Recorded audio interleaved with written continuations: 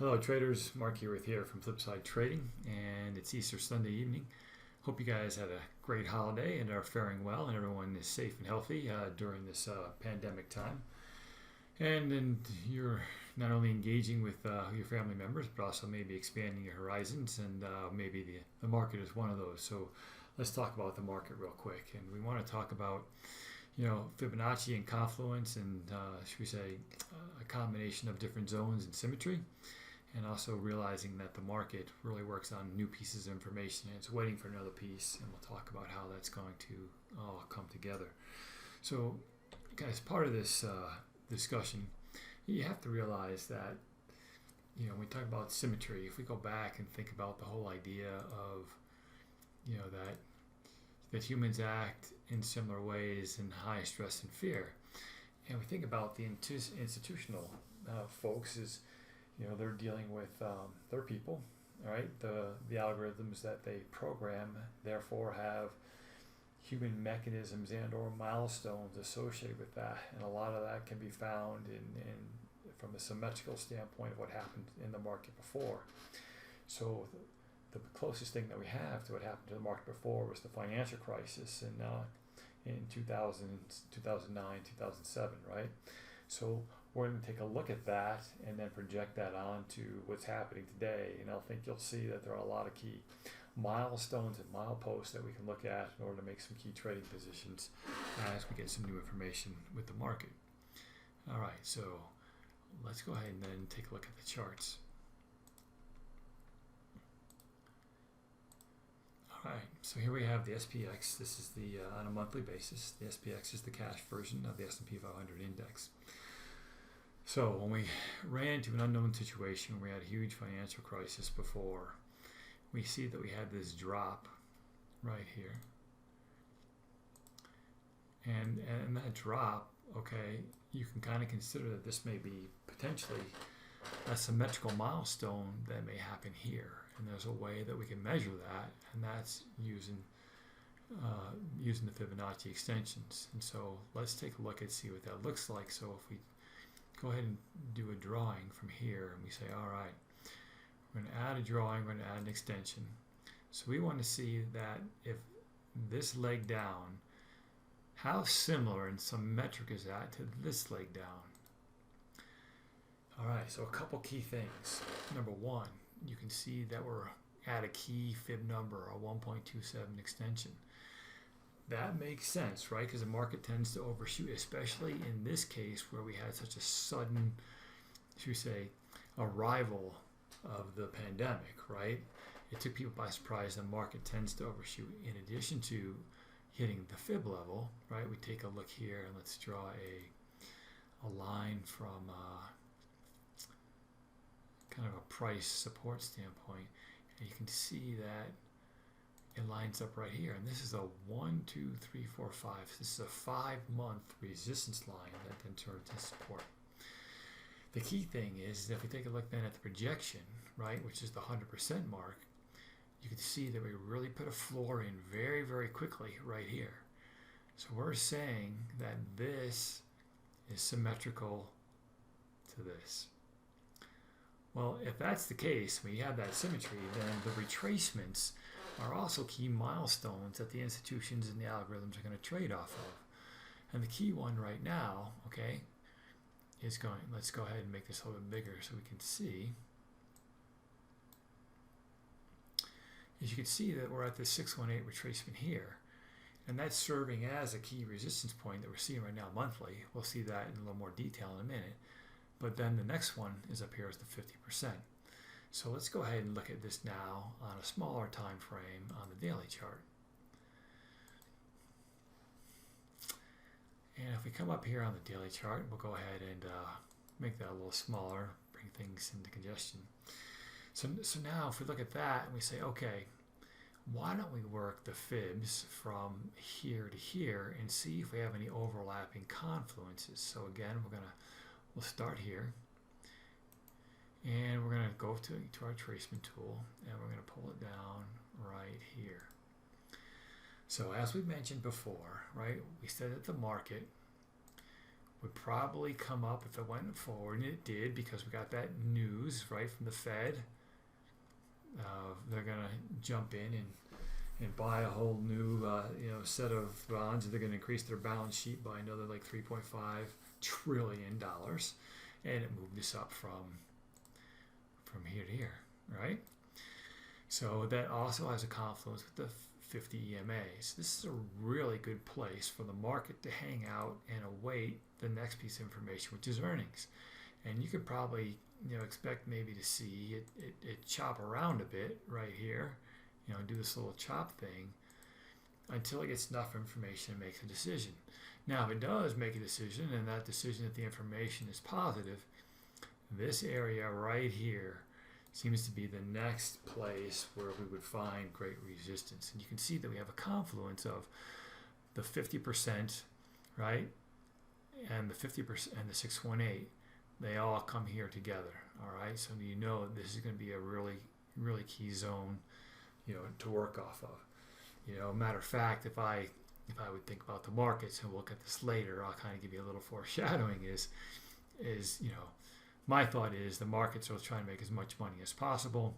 They'll probably, chop around here, and then I wouldn't be surprised for them to actually take it up before bringing it back down. Okay, create a little fear of missing out right here, and then bring it back down. We'll talk about some reasons why it may not go any higher than that, but that's a really, really good start. So now you can see how these are excellent levels to trade off of, and let's talk about what may happen. So let's go back to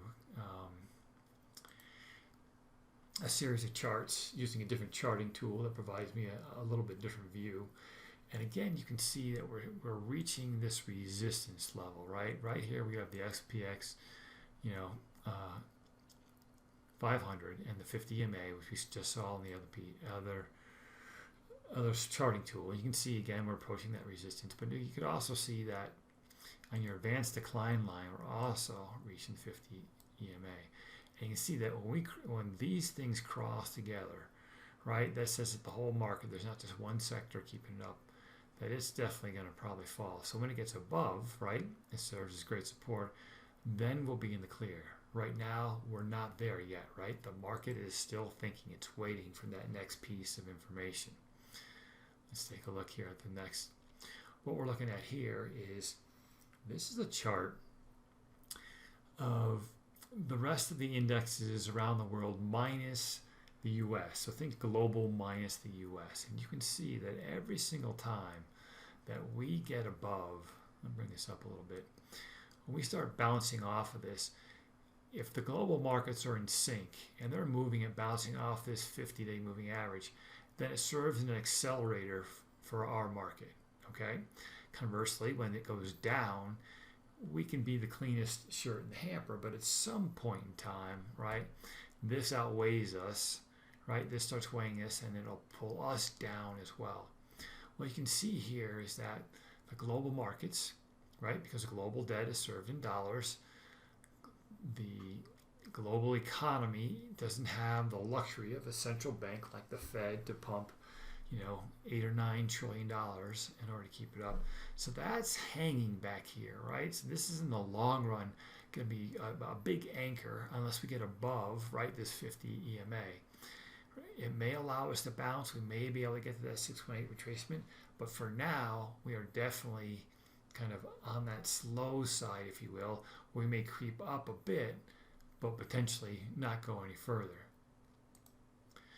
Take a look at this next chart. This is the Baltic Dry Shipping Index. Basically, 70% of all global trade is sent at some point in time over the ocean, by ships. And you can see here that we have, very much a very, very key resistance area. So again, at this point in time, we're just showing that from a world economic fundamental standpoint, we're kind of waiting for that next piece of news. At the same time, we don't have, like I said, that full federal bank support to push us all up. So there's going to be a little, it's not going to bounce as high, right? You wouldn't expect it to bounce to all-time highs, but again, you may expect at some point in time to get to that 618 retracement. Now, if you take a look at the VIX, which is right, the VIX is basically measures the level of uncertainty, and it measures that by looking at how many hedges in the form of out-of-the-money puts are bought to protect a long investment. Right, when the market goes down, if you have a long put, it actually earns money for you. So it serves as an inverse hedge to all your stock positions.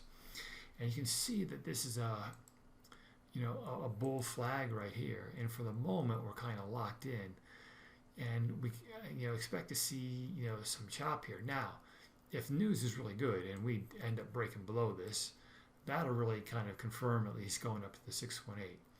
But if we come down here and get like a false break and then start moving back up and break here, that's the second leg down that everyone's talking about. All right, that's the thing we need to be, look out for. This isn't going to happen right away as far as bouncing back up unless we get horrendous news, for Q1. But I expect to see if we get good news, kind of this look below and then reverse that kind of false breakout. If you look again a little bit longer, let's go to the next thing, is that the VIX, when it spikes, again, okay, this is way back. Here's our good old, should we say, hedge, or not hedge, but area that we're using, the financial crisis. And here, you can see that every time that we get these spikes, we'll move it down just a little bit. Let me kind of get off of that. Is that the VIX doesn't need to keep moving up in order to create a lower low. Those lower lows happen, right? This is the monthly chart now. Those lower lows happen, right, a month, 2-3 months later. You can see that we had the spike in the VIX, and then we went down 3 months later. Spike in the VIX, we are moving down. Spike in the VIX, couple months later, we go back down again. Spike in the VIX, couple months, we go down. You get the picture. So now we had the spike in the VIX. So I'm expecting, a couple months, 3 to 5 months, that the VIX will kind of, even move down, and then the market will not get that quote unquote retest until that time. And so now it will probably be in that chop situation, or basically a test, probably that 618 before we come down. So it's something to keep in mind from a historical perspective. And then if we take a look at kind of 1 or 2 more charts for you, is unemployment, right? Unemployment's the lifeblood of the economy because 70% of our economy and our GDP is based upon the consumer. And if the consumer has a job, then the consumer can make payments, the consumer can buy goods and services, and provide growth and really add to the GDP and add to the economy. You can see right now that we've kind of crossed our first level of resistance, and correspondingly, you've seen that the market has taken a dip down. But now it's kind of holding, and if you really look right here, that if we cross the yellow line, we can see that that's when unemployment can really start to snowball. And if the virus continues and we cross that yellow line, you can see down here from the chart, this is when the market really accelerated, right? Really accelerated down in that second phase. So if we start approaching, above this 7.5 million level, that's when you need to really be aware of and think about a second leg down, and that's where you want to buy in the market. So you can continue to be long on a short and intermediate term, okay? But this is not a go all in and push all your chips in the center of the table assuming that we've hit a low. Those are things that I really want to get across here. I got one more chart for you. And so what do I think is going to happen? Okay, here are those fib levels that we talked about, the 50, the 618, and the 312. We have this intermediate trend line, which I think we may end up bouncing around, this week. I think we'll end up in some chop as we decide on how the market's going to, price and value this new information that's coming in, especially with earnings. And potentially we could start coming back down to this 2,700 level. That'll be our first, should we say, checkpoint before we potentially have a second leg down to I would say this level here. This was basically our 100% retracement level right there, and that's the level I would look at potentially for that buy-in, or maybe a little bit lower. I would start at least scaling as a buy-in at this point in time. Or we can go all the way up here again to the 6.8 in the top of the channel. Like I said, I feel like the market likes to inflict the most pain. It's looking to make money regardless of rationale, right? The old saying is that the market can stay irrational longer than you can stay solvent.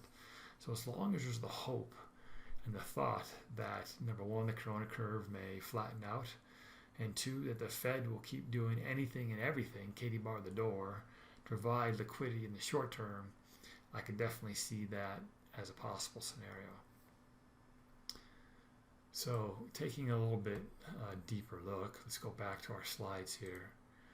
And I want to go to, this is just a really good example of how the market makes a decision, right?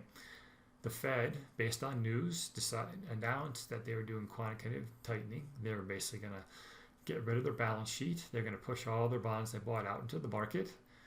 Of course, the market didn't like that, and waited for the Fed had a flip-flop. It did flip-flop. News, right?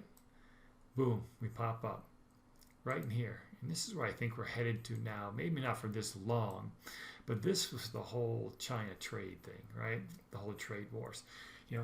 Are we going to have an agreement? Yes, no. News headlines are flipping back and forth depending on what's happening, right?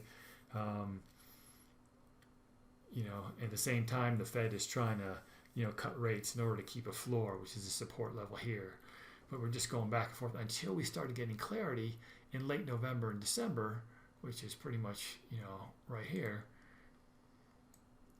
that a trade deal was going to be done. Then the market started taking off, and then it got an extra boost from, again, the Fed injecting liquidity, right, from a repo perspective. Then we got the biggest news item of all, right, the pandemic. That happened here. And now the Fed's trying to do everything they can. So all this news, right, we're trying to put brakes on, trying to put a parachute. We've got a parachute right here is our 100% level. That's right here. This is our 1.27 of the fib extension from our 2009 crisis. And the Fed is now pumping money in, and we're waiting for this next piece. And what we're waiting for in this next piece is earnings. And what's really key about earnings this week, let's take a look, is all the key earnings they're all financially based, right? All the big banks kind of report this week. JP Morgan, Wells Fargo, right? First Republic, Citi, Bank of America. We got the banks, Key Bank, Bank Mellon, Citizens Bank. The key thing is that the financial system and its health serves as the fundamental underpinnings to allow growth in other sectors, i.e. especially based on this last run, the technology sector, right? Everything we're seeing in terms of, software and internet-based type products in your FANG type equities, okay?